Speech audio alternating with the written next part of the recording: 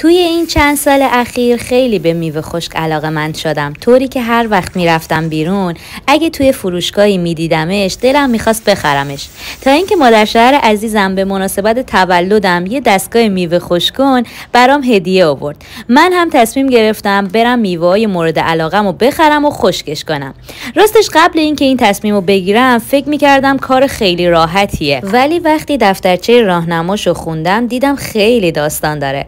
مثلا باید برش‌های میوه یک سایز مشخصی باشه و برای هر میوه متفاوته. به عنوان مثال موز باید 5 میلیمتر باشه. خلاصه با استرس شروع کردم به برش و جایگذاری توی طبقات دستگاه، به ترتیب از میوه‌های آبدار تا به پایین که میوه‌های خشک هستش. خدا رو شکر با اینکه تجربه اولم بود نتیجه کار خوب از آب در اومد. اما خب دفعه بعد هر میوه رو جداگونه خشک می‌کنم چون تایم خشک شدن میوه‌ها با هم متفاوت هستش. راستی سعی کنیم میوه خشک رو کمتر استفاده کنیم چون قند میوه خشک از میوه معمولی بیشتره.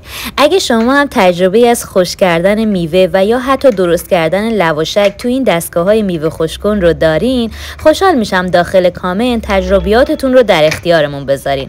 خودم تو فکر درست کردن لواشک تو این دستگاه هستم، ولی نمیدونم خوب از آب در میاد یا نه. مرسی که تا آخر ویدیو رو دیدین. امیدوارم همیشه حال دلتون خوب باشه و همیشه خوشحال و سلامت باشین.